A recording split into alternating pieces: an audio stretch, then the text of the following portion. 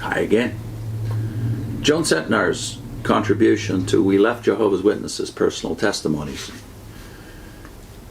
We've heard about her childhood in the last section, and now she talks about her Bethel service. At the age of 13, I realized that I wanted to dedicate my life to the service of God and do His will for the rest of my life. Therefore, in 1948, at a circuit assembly in Hazleton, Pennsylvania, my father baptized me, symbolizing this dedication. I graduated as valedictorian from high school at 16, completed a 13-month secretarial course at Churchman's Business College, and then worked for a year. One of my aspirations was to be a member of the Bethel family. I learned from one of my friends at Bethel that one of the girls was leaving and that there would be an opening. I was told that if I were interested and made application, there was a good chance I would be accepted because my family was well known. It was the society's policy that girls would first work at the cannery on Staten Island for a summer. Those who would go to work at Bethel would be selected from the girls there. These girls were normally pioneers who had put in 2 or 3 years of service. In July 1954, I went to a district assembly in Toronto and attended a meeting for persons interested in Bethel service. President Knorr was there and asked me, "Do you really want to come to Bethel to work? Do you realize that you will have to come to stay for 3 years?" "Yes," I replied. "Can you report on August 12th?" he asked. I told him I was working and I would have to give my employer a 2-week notice, but that I could report by that date. My thought at this time was that the society was God's organization. There was no doubt about that. I wanted to serve Jehovah. If it required spending the rest of my life at Bethel, I was willing to do that.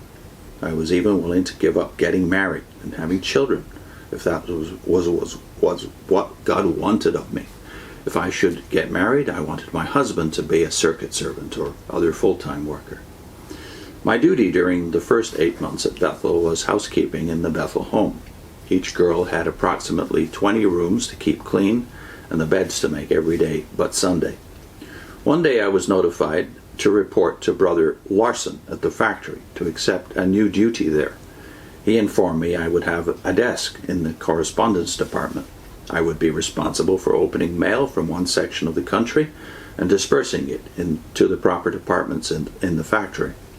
At times it was necessary to write letters, signing them with the Watchtower Bible and Tract Society rubber stamp and my desk code letters. I was very pleased to be able to serve Jehovah in this, I thought, responsible position. So when, after several months, I was told to report downstairs to the magazine departments to work, I was crushed, for I considered this a demotion. I felt I had not been faithful in the assignment Jehovah had given me. Also, I couldn't understand why my overseer, Brother Harley Miller, had not come to me and lovingly told me how I had proved unworthy. Because I had known Brother Larson, the factory servant, from childhood, I felt I could discuss the matter with him. He informed me that my removal was because of a facial expression I had made to Brother Miller, which showed a lack of respect for him.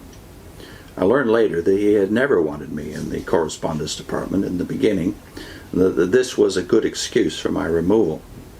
This was my first experience at the hands of God's loving organization, and I was shocked. Often, problems between society leadership and those under it would be brought into the dining hall. President Knorr used his position at the head of the table with microphone to castigate those with whom he was having differences. One such conflict was obvious between President Knorr and Colin Quackenbush, who was editor of Awake at the time. The outcome of this division was a number of tirades in the dining hall and the eventual ouster of Colin from his position as editor, and also his removal from the Bethel speaker's staff. He was given hard manual labor in the factory. Later, he left Bethel. It was, and still is, a well-advertised fact that everyone at Bethel, including the president of the Watchtower Society, received only room and board and $14 a month. Yet what is not explained is how the president is able to stretch this amount to maintain a Cadillac, travel the world, take people to the most expensive restaurants, and see Broadway shows. People actually donate to him personally, and he uses his expense account to travel first class. It was also obvious that there was a vast difference in living standards between the Knorr penthouse apartment on the 10th floor of Bethel and the normal lot of the Bethel worker. After I had been at Bethel for a few weeks, I received an invitation to visit President Knorr and his wife on the 10th floor. His apartment was beautiful, with murals on the walls, private kitchen, television, and other comforts. In addition, the president had a Bethel brother who served him personally and also acted as a cook. I mention this information because people naively believe that the position of Watchtower leadership represents a sacrifice. What difference does it make if one officially receives only $14 a month when he can live like a king? When I resigned from Bethel in 1958, after 4 years of service there, my fiancé, Bill, and I spoke to my parents about what we had observed at headquarters. I said that I could see none of the love which we were constantly talking about in the organization. They replied that we should exercise patience and that things would work out in time. I was just glad to get away from it all. Bill and I were married on Harvest Moon, September 1958, and lived happily next door to my parents until Bill was disfellowshipped on December 12, 1962. A few things should be mentioned about Bill's disfellowshipping. When the letter came from the society, which requested Bill's presence at his hearing, he asked me to call as many members of the congregation as I could and asked them to appear when his case was to be considered. The society letter had stated that he could have witnesses in his behalf, but when several dozen people came, the district servant denied them admittance. He said that they could sit down in their cars until the questioning was finished. Because of the cold and snowy weather, Bill was able to persuade him to let the people wait in a back room of the building. It was not known by the district servant until the hearing was over, but the room in which the people waited did not have a door on it, and they heard the entire trial. He was angry because he had wanted to keep the whole thing quiet. My father was very upset about Bill's disfellowshipping. He asked him, "What are you going to do about it?" Then he added, "You know you can't stay here anymore. You have done enough damage already." My father said this because a number of people who had heard the proceedings of Bill's disfellowshipping trial were leaving the Kingdom Hall.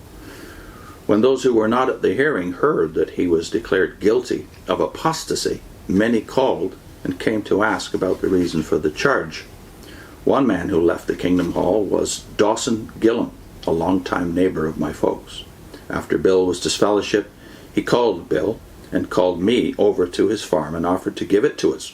He also offered us $2,500 to fix it up, requesting only that he be allowed to stay there as long as he lived.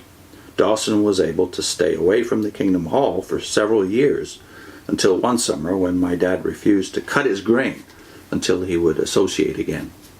Here is an example of a man who goes to the Kingdom Hall and is reckoned a Jehovah's Witness, although he does not believe that society is God's organization.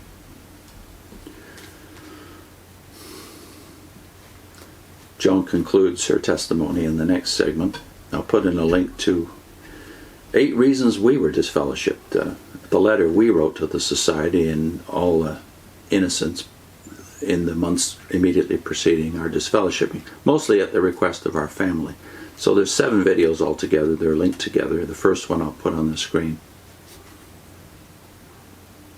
And then I'll also put on the playlist of a recently prepared playlist of the videos where we give aspects of our biography and background more attention. The testimony playlist, I suppose we could call it.